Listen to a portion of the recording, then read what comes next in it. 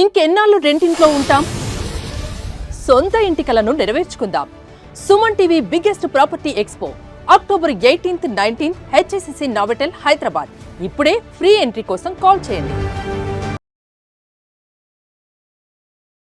Hello Shashikanth garu. నమస్తే నారాజ్ గారు.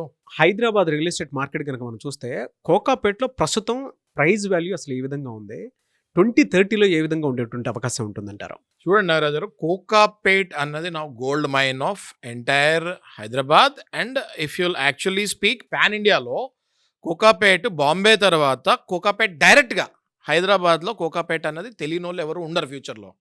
ఎందుకు అంటే కోకాపేట్లో ఒక 500 ఎకరాల చిన్న కొండ గండిపేట పక్కన గవర్నమెంట్ అప్రూవల్ చేసిన లేఅవుట్ అక్కడ డిక్లేర్ అయిందే కాక ఫస్ట్ హైదరాబాద్లో ఎకరా 100 కోట్లకి అమ్ముడు పోయింది అంటే అది ఓన్లీ నియోపోలిస్ అంటే కోకాపేటలో ఒక 500 ఎకరాల హబ్కి అది బీఆర్ఎస్ గవర్నమెంట్ ఉన్నప్పుడు పెట్టిన పేరు.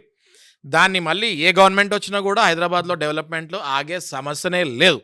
అయితే ఎస్ఎఫ్టీ ఆ నియోపోలిస్ అన్న హబ్ 500 ఎకరాల్లో కొన్ని ప్లాట్లు లాగా ఫామ్ అయ్యి Brigade, Sattva, My Home, Prestige, MSN ఇట్లా క్యాస్కేడ్ ఇట్లా చెప్పుకుంటూ పోతే అక్కడ వచ్చే హబ్ ఓన్లీ రెసిడెన్షియల్ ఏరియానే.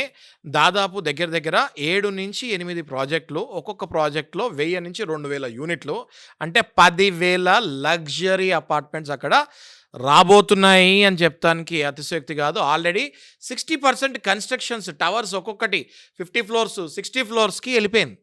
ఇప్పుడు ఏదైతే అందరు చాలామంది హైదరాబాద్ ఆల్రెడీ న్యూయార్క్ లాగా అయిపోయింది అంటున్నారో, అసలు ఇదెందుకు పనికిరాదు నియోపోలిస్లో ముందు. అంతేకాకుండా అక్కడ వరల్డ్ ట్రేడ్ సెంటర్ ప్లస్ అట్లాగే latest malls, Lulu malls, open space, ఎన్విరాన్మెంట్కి మనకు వచ్చేటట్టు గ్రీన్ హబ్, ఇవన్నీ చూసుకుంటే నియోపోలిస్ అన్నది హైదరాబాద్లో చాలా పెద్ద ల్యాండ్ మార్క్ కాబోతుంది.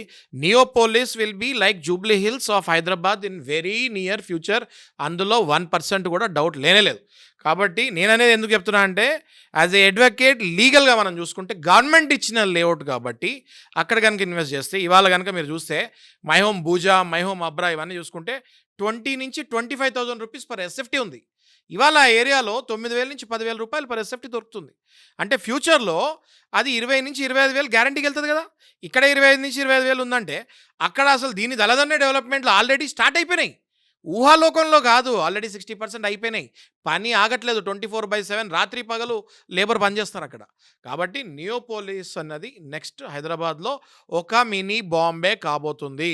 దయచేసి ఎవరైనా ఒకవేళ ఇన్వెస్ట్ చేయాలనుకుంటే ఫస్ట్ ప్రిఫరెన్స్ నియోపోలిస్కి ఇవ్వాలని నేను అనుకుంటున్నాను. 2030లో ఆ వాల్యూ ఏ విధంగా ఉండేటువంటి అవకాశం ఉంటుంది? చాలా మంచి క్వశ్చన్ అడిగింది నారాజు గారు. ఇవాళ కనుక నియోపోలిస్లోకి వెళ్ళి కొంటే దగ్గర 9,000 నుంచి 10,000 రూపాయలు ఎస్ఎఫ్టీ మధ్యలో అది వచ్చేస్తుంది. దాదాపు అన్ని ప్రాజెక్టులు కూడా నెక్స్ట్ 1 year నుంచి 2 yearsలో డెలివరీ అవుతుంది. ఓకే, ఇప్పుడు కనుక కొంటే ఈ రేట్లో వస్తుంది. మీరు తీసుకుంటే సిటీలో ఈస్ట్, వెస్ట్, నార్త్, సౌత్లో నియోపోలిస్ అనేది వెస్ట్లో ఉంటుంది. ఈస్ట్, నార్త్, సౌత్లో కూడా 10,000 ఎస్ఎఫ్టీ ఉంది. మరి హైటెక్ సిటీకి, విజయవాడ రూట్కి, కోంపల్లి రూట్కి, వేరే రూట్లకి తేడా ఉండదా? ఇవాళ కాబట్టి ఆ రేట్ దొరుకుతుంది. ఫ్యూచర్లో అది ఇప్పుడు ఇవాళ ఎట్లా మై హోమ్ భూజా 25,000 రూపాయలు, 20,000 రూపాయలు ఎస్ఎఫ్టీ అయిందో అది 30,000 ఎస్ఎఫ్టీకి వెళ్తామన్నది తథ్యం. 100% రీచ్ అవుద్ది. నియోపోలిస్ విల్ బి అగైన్ నేను అన్నట్టు నెక్స్ట్ బాంబే ఆఫ్ ఇండియా అవబోతుంది. సో భూమి మీద ఇన్వెస్ట్ చేసినోడు ఇంతకుముందు చాలామంది అన్నట్టు అసలు వేస్ట్ కానే కాదు. ఇదైతే డైరెక్ట్ భూమి మీద మేఘాల్లోకి వెళ్ళే ఇన్వెస్ట్మెంట్. ఇది మీకు అర్థమవుతుంది నేను చెప్పేది. ఇంకా హైదరాబాద్లో హారిజాంటల్ ఇన్వెస్ట్మెంట్స్ అన్న తక్కువ అవుద్ది, అన్ని vertical investments like Bombay. Okay, so ఇప్పుడు నియోపోలిస్కి వెళ్ళి ఇన్వెస్ట్ చేసుకున్న వాళ్ళకి 100% I'm quite sure they will get 3 to 4 times returns in next 3 to 4 years itself. Anyways great information అండి. Thank you so much Shashikant గారు. Thank you. సుమన్ టీవీలో మీ పర్సనల్ అండ్ బిజినెస్ ప్రమోషన్స్ కోసం కింది నెంబర్కి కాంటాక్ట్ చేయండి.